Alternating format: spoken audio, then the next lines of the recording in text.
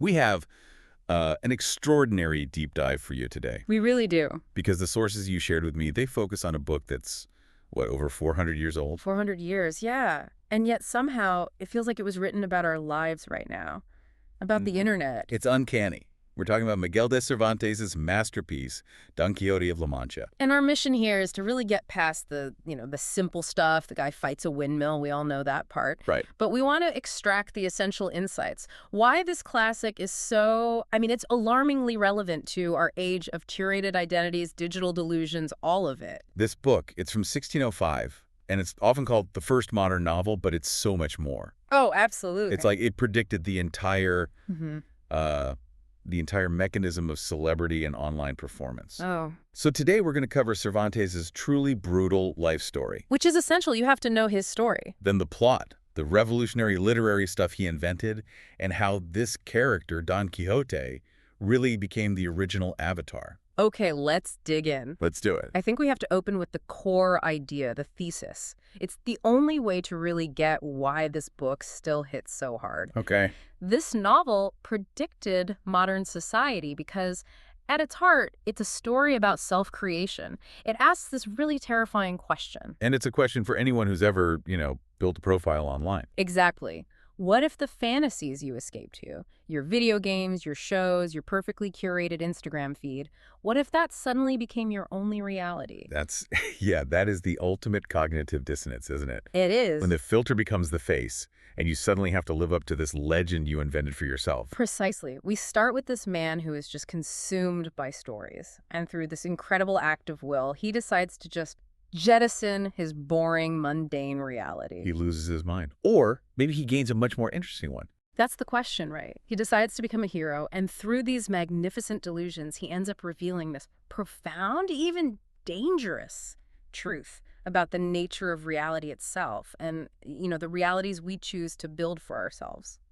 Before we even get to the Night of the Sorrowful Countenance, we have to talk about the man who created him. We have to. Miguel de Cervantes. Because if you understand his life, you get the book. You get the tone, the satire. It's bitter, it's compassionate, but it's also razor sharp. He didn't just write about the difference between a good story and a hard life. He lived it. Lived it in the most painful way possible. His biography is just. It's crucial context. It explains why the book is both hilarious and completely heartbreaking. Just set the scene for us. Okay, so Cervantes was born in 1547, right in the middle of the Spanish Golden Age. Which was a time saturated with the 16th century version of superhero blockbusters. That's a perfect way to put it. They were called chivalric romances. And these were not subtle books. They were these huge, stylized epics about perfect knights. Fearless heroes, rescuing princesses, fighting giants. All of it. And they lived by this impossibly high code of honor, total escapism. But it was also kind of a blueprint, wasn't it? A guide to living a meaningful life. For sure. And young Cervantes, a lot like his future character, he didn't just want to read the stories. He wanted to live them. He wanted that glory. That tangible honor. That high adventure, yeah. So he made a choice. He abandoned the quiet life and tried to live the fantasy. He became a soldier. Joined the Spanish Navy Infantry. And for a little while, he actually found it at the Battle of Lepanto in 1571. And this wasn't just some small skirmish. Oh, no. This was arguably the largest naval battle of the 16th century. You have to picture hundreds of galleys clashing, the Holy League against the Ottoman Empire. It was massive, brutal, terrifying. And the sources show he went completely, quixotic years before he wrote the book. He totally did. He insisted on fighting even though he had this raging fever. He should have been in bed. But he demanded, what was the phrase? He demanded to be placed in the place of most danger. That just perfectly captures that reckless, noble idealism that his knight would later embody. And he fought like a madman. He did. He got shot twice in the chest. Then a blast of shrapnel just shattered his left hand. It was permanently crippled. Wow. And you'd think that would be this source of despair for him, but the sources are clear. He saw it as a badge of honor. Proof. Exactly. Proof that he had really lived and bled for that heroic ideal. It was his signature wound. So he gets the glory he was looking for. But the reality check comes fast. And it's total. The fall was brutal. The world, after the cheering stops, it doesn't really have much use for a crippled hero. So what happened? 4 years after Lepanto, he's sailing home. He gets captured by Barbary pirates, No way. dragged to Algiers and sold into slavery. He spent five excruciating years in captivity. Can you just imagine the psychological toll? Right, the idealism of Lepanto, that badge of honor on his hand, and now he's in chains, doing forced labor. But that quixotic spirit, a refusal to give up, it was still there. It was. His response wasn't despair, it was just this continuous, insane resistance. He planned 4 separate, incredibly daring escape attempts. I read about this. We're talking huge operations, right? Not just him running for it. No. Organizing other captives, digging tunnels, trying to signal Spanish ships, and every single one of them failed. And under the law at the time, any one of those should have gotten him killed. Instantly executed. But here's the crazy irony. His captors spared him. Not out of mercy, though. Not at all. It was pragmatic. They were so baffled and impressed by his courage, they figured he had to be someone incredibly important. So his idealism literally inflated his price tag. It saved his life. They held him for this enormous ransom instead. He was finally ransomed, gets back to Spain, a disabled veteran in a country that had totally forgotten him. His sacrifice, his badge of honor, meant nothing. Nothing. So he gets home. He's traumatized, disabled, broke. He tries to find a new role, tries writing plays. But they flop. They fail commercially, the grand adventure is over, and reality has just set in with this crushing finality. And this is where the seed of the book starts to grow. This is it. The humiliation just keeps piling up. He gets desperate for money and takes the most soul-crushing job you can imagine, a government tax collector. From hero of Lepanto to the taxman. Can you imagine? The guy who charged into the biggest naval battle of the century is now trudging down dusty roads, seizing like a bag of grain from poor, resentful farmers. It's not just a job, it's a front row seat to how the world actually works. The ugly, unheroic truth of poverty and bureaucracy. His life went from an epic poem to an accounting ledger. And then the final indignity. The final nail. His chaotic accounts come up short. He's accused of embezzlement, probably wasn't his fault, and he gets thrown into a debtor's prison. And it was there, in the darkness and the filth. That's where the failed soldier, the ex-slave, the disgraced bureaucrat decided to fight back with the only weapon he had left, his education. He decides to write a story. A story to mock the very fantasies that had once inspired him and had ultimately ruined him. He creates a character who genuinely believes in those old codes. And then unleashes him on the cruel, messy, unheroic real world. Exactly. And the amazing thing is, this book that was born from mocking and disillusionment in a prison cell, it became something so much bigger than a parody. It became this profound meditation on what it even means to be a hero. The man who lived the heroic life only found his real voice when he was making fun of it. It just proves that sometimes the greatest art comes not from inspiration, but from absolute crushing necessity. That context is just. It's everything. A man beaten down by reality decides to mock it. Okay, so let's turn to his creation, Don Quixote. His magnificent creation. How does this defeated man craft the perfect escape artist? We start in La Mancha, right? A dusty, forgotten corner of La Mancha, Spain, with this quiet, unremarkable country gentleman named Alonso Quijano. So give us the non-spoiler version. How does this guy willingly fall down the rabbit hole? Well, Alonso Quijano is basically fading away. His life is quiet, it's boring. He finds his entire purpose inside his library. He doesn't just read the books of chivalry. He consumes them day and night. He gives up sleep, he gives up food, until the line between the fiction on the page and his own reality it completely dissolves. I love the line for the book. The sources mention it. Through little sleep and much reading, his brain's dried up. It's a fantastic literary diagnosis, isn't it? And this is the moment. This is the genesis of his new life. He decides that being Alonso Quijano is a prison of banality. So he needs an escape. He needs to create a new identity. An avatar. He's not going to be the quiet country gentleman anymore. He's going to be the glorious, self-proclaimed hero of his own story, Don Quixote de la Mancha. And his prep for this new life is where all the comedy comes from.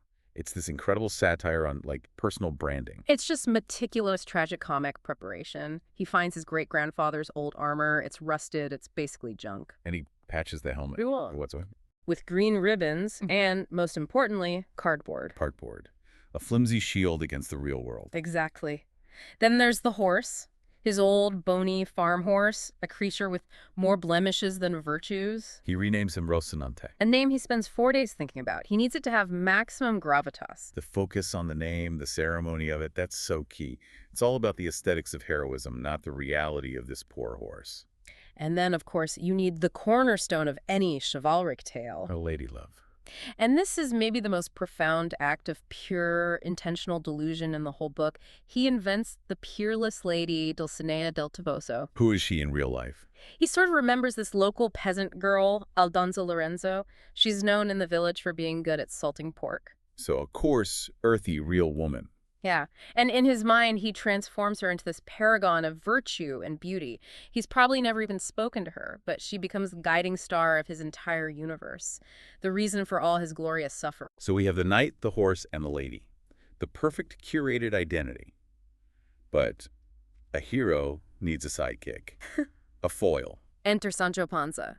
And he is absolutely vital. He's the grounding element that stops the book from just being a simple sketch of a madman. Who is Sancho? He's a poor, illiterate farmer. His reality is all about grinding poverty, and Don Quixote makes him an insane offer. Join me as my squire. And I will make you the governor of an island. For Sancho, who is so practical and materialistic, that's a fantasy worth chasing. The promise of an island is like winning the lottery. It is. So he negotiates to bring his donkey, which is so perfectly Sancho, and with that, the greatest duo in literary history is born, this walking, talking contradiction. Their dynamic really is the engine of the book, isn't it? It's everything. Don Quixote is the soaring idealist, the spirit. He only sees the world as it ought to be. And Sancho Panza is the grounded materialist, the flesh. He only sees the world as it is. Smelly, tiring, and in constant need of a snack. They're two halves of the human experience, and they're always challenging each other's idea of what's real. So their quest begins, and it starts with this beautiful farce. Their first stop is a grimy roadside inn, basically a 17th century truck stop. And Quixote immediately sees it as a magnificent castle with 4 towers. And the people there. Where Sancho sees a drunken innkeeper and 2 prostitutes, Quixote sees a castle lord and 2 beautiful princesses. And the innkeeper just plays along. Oh, he's a shrewd guy. He sees a chance for some entertainment, maybe some easy money. So that night, in the stable yard, he dubs the old man a knight. Using what is a holy book. His dirty accounting ledger. Perfect. With a stump of a candle for light. It's this ridiculous ceremony. Mule drivers are trying not to laugh. But for Don Quixote, it is profoundly, absolutely real. The self-creation is complete. The avatar is officially launched. Okay, now we have to move into the spoiler section. Yeah. Because the journey of Don Quixote, the way his curated identity just smashes headfirst into the real world, that's what defines the whole book. This is where the genius is. What happens when the knight charges at reality? And it starts with the most iconic scene. The windmills. It's the defining visual metaphor for his entire quest. It's so iconic, it's part of our language now. So they're crossing the plain of La Mancha. Right. And Quixote spots 40 enormous windmills, these huge symbols of industry, of mechanics, and he cries out that fortune has delivered this foul race of giants for him to slay. And Sancho is just terrified. He sees the truth. He's yelling at his master, "Those are windmills. Those are sails." He's desperately trying to de-escalate the fantasy. But it doesn't work. Quixote's operating in a closed system. It's like his own personal narrative algorithm. His reality is feeding him this epic story while everyone else just sees, grain being ground. And he has an excuse for why Sancho sees windmills. Of course. It's the work of his nemesis, the evil magician Freston, who Quixote believes is constantly changing the giants into mundane things just to rob him of his glory. So he charges. He lowers his lance, charges Rocinante, and the impact is instant. It's brutal. It's physically shattering. The sources describe the lance just exploding, the shield flying off. Man and horse are thrown violently across the field, left in this broken heap. It's the perfect physical metaphor for his delusion. This one brave, deluded man, armed with cardboard and rust. Charging directly into the unyielding machinery of the real world. Yeah. The machinery of industry, commerce, physics, and just being broken by it. And this sets the pattern for the whole quest. He sees glory, and the world just delivers a beating. It repeats over and over, and the episode with the sheep is just as visceral. Oh, this one is rough. It is. He sees this huge cloud of dust on the horizon. It's just 2 big flocks of sheep being driven together. That's not what he sees. Not at all. He sees two massive armies clashing. He names the emperors, the knights. He describes the banners. He hears the trumpets, all in this breathtaking detail. And the reader knows, and Sancho knows, it's just sheep.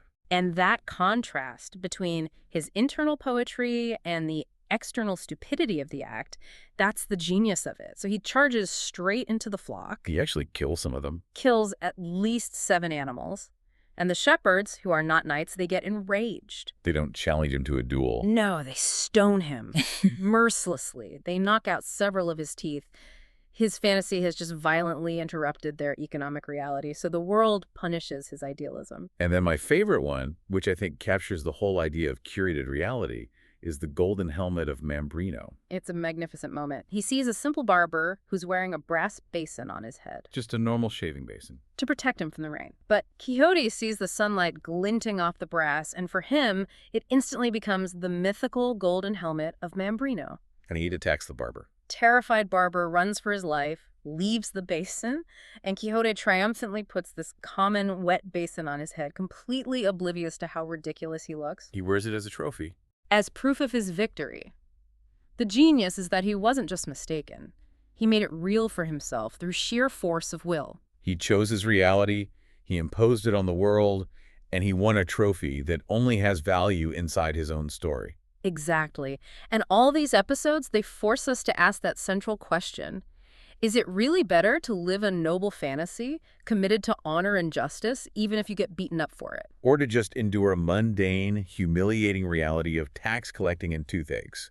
Quixote is factually wrong, but he's spiritually noble. And through all of this, all these beatings, something profound starts happening at Sancho Panza, the grounded materialist. He started this whole thing just for the money, right? The promise of an island. Purely mercenary. He came for the material reward, but he stays for the man. He watches his master get mocked and pummeled and humiliated again and again. Quixote always keeps that unbreakable spirit, that commitment to a code of honor nobody else believes in anymore. And that initial greed in Sancho slowly turns into real affection, real loyalty. He never buys into the madness, though. No, he always sees the windmills.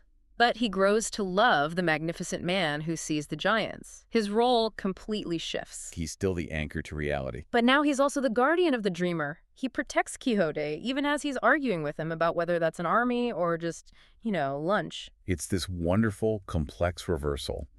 The pragmatic farmer is slowly infected by the idealism. And the idealist forces the farmer to see the potential in a world defined by nobility. The spirit needs the flesh to survive, and the flesh needs the spirit to find meaning. And that partnership is about to get way more complicated. A whole lot more, because their private delusion is about to go public. And this leads us right to Cervantes' single greatest innovation, breaking the fourth wall. Metafiction. This is why the book is considered the first modern novel. Okay, so set the scene for this drama. The first part of Don Quixote comes out in 1605. It wasn't a slow burn. It was an absolute cultural phenomena, a viral sensation. It just swept across Spain, across Europe. It had massive cultural saturation. Totally. People were reading it aloud in taverns. It was being discussed in royal courts. And critically, the sources say people started having costume parties. Dressing up as the knight and his squire. They weren't just characters in a book anymore. They were real-world celebrities. And this fame created a huge problem, one that feels incredibly modern. Intellectual property theft and character assassination. What happened? In 1614, 9 years after the original, an anonymous author, using the name Avellaneda, published a fraudulent part 2. Just a cheap knockoff. A knockoff designed to cash in on the fame. And worse, it was a character assassination. It portrayed Quixote as just a crude fool and Sancho as a glutton. It ruined the nuance. It was the world's first case of high-profile literary identity theft. You got it. And Cervantes was, you can imagine, furious. His characters, his creations were being hijacked and corrupted for profit. And his response to this completely changed the rules of fiction forever. He wrote his own, real part 2. And in it, he broke the fourth wall in this masterful way. He didn't just ignore the fake sequel. He absorbed it into his own story. Yes. So now, Don Quixote and Sancho Panza are international celebrities inside their own world. The first book about their lives exists as a physical object in their universe. And everyone they meet has read it. So as they're traveling in part 2, people recognize them not for their deeds, but for their fame. They're treated like performers. Yeah. And they have to grapple with their own legend. They're not just acting out a fantasy anymore. They're trying to live up to their public persona. And this leads to some real cruelty. It does. Dukes and duchesses invite them to their castles, not to honor them, but to stage these elaborate, cruel pranks for their own entertainment. Making them believe they're fighting a dragon when it's just fireworks. They become victims of their own fame, commodified and exploited for the amusement of the elite. That is the ultimate commentary on celebrity culture. The minute your curated identity goes public, you lose control of it. You become content. It's like a reality show. Absolutely. And then comes the direct confrontation with the fakes. Quixote and Sancho are outraged that this other book about them exists. And in this incredible meta scene, Cervantes has them meet a character who has literally just stepped out of Avellaneda's fake book. and this character confirms that the Quixote and Sancho he knew were just pale imitations of the real men standing in front of him. It's literary genius of the highest order. He uses his own novel and the self-awareness of his own characters to discredit the fraudulent narrative. He established narrative authority by making his characters famous inside their own story. By making them aware of their own story, aware of the lies being told about them, Cervantes turned the book into this profound commentary on reality, storytelling, and self-definition. They're grappling with the media, with their digital reputation, before any of that existed. It's an IP dispute settled via plot twist. It's brilliant. But as their fame grows, the world stops just laughing at him. It begins to actively conspire to shatter his fantasy completely. The intervention is coming. The book's power really comes from that revolutionary metafiction, doesn't it? That whole exploration of creating an identity. It's a book about performing yourself. It really is. But every quest, real or imagined, has to end. And for a man who remade the world in his own image, the final destination isn't death. It's the horrifying return to sanity. The world isn't content to let him just wander around anymore. The world wants the sane man back. Or maybe just wants the story to be over. And the final confrontation is set on a beach in Barcelona. A cold, dramatic morning. Don Quixote is challenged to a duel by this mysterious, imposing figure, the Knight of the White Moon. And this knight is everything Quixote wants to be. The perfect shining image of a hero. He is. And the terms of the duel are absolute. If Quixote loses, he must renounce chivalry completely and go home for 1 full year. It's a battle for his entire identity. And the fight itself it's tragically short, almost anticlimactic. The Knight of the White Moon is younger, stronger, more skilled. He unhorses Quixote easily. With a single pass, leaves the old man lying helpless on the sand with a lance at his throat. And Quixote, true to his code, concedes. He accepts the terms. The dream is broken. And then comes the devastating reveal. The conspiracy. The Knight of the White Moon takes off his helmet, and it's a man named Samson Carrasco, a friend from his own village. He staged the whole thing. As a desperate, elaborate intervention. He believed that only a complete, formal defeat by a figure of equal chivalric status could cure Quixote's madness. The cure is delivered at the cost of the dream. Exactly. And the journey home is it's heartbreaking. The sources call it a funeral procession for a dream. Without the quest, without his identity as Don Quixote, he's nobody. He's been stripped of his avatar. He gets home a quiet, defeated man. Yeah. And the shock of returning to reality triggers a deep fever. He's put to bed. He sleeps for 6 hours straight. And when he wakes up, his friends rush in, fearing the worst. But they're stunned. His eyes are clear. The madness is gone. He asks for a priest and the notary. And he says in this calm, rational, and just painful voice, "The grace of God has restored my judgment." He's Alonso Quijano again. The quiet, reasonable gentleman. He renounces all the books he once loved, calls them poison and nonsense. He dictates his will, and then, peacefully, rationally, he dies. The world got its sane man back. But here's the ultimate tragic irony of the whole novel, the moment that defines its brilliance. In that quiet room, Sancho Panza is weeping uncontrollably. Sancho. The man who was the anchor of reality. The one who only cared about his donkey and getting an island. He is now begging the newly sane Alonso Quijano to get up, to put his armor back on, to abandon sanity and return to the road with him. He's not crying for the rational man. He's crying for the magnificent madman, for Don Quixote. He's crying for the loss of the idealism, the meaning that the madness brought into his life. The world gained a reasonable man, but Sancho mourns the hero that it lost. And that is the open question that Cervantes leaves for every single reader. He never tells you who's right. Was it the mundane reality that demanded sanity and led to a quiet death? Or was it the magnificent madness that created a hero, inspired this incredible loyalty, and made the world a place worth charging into?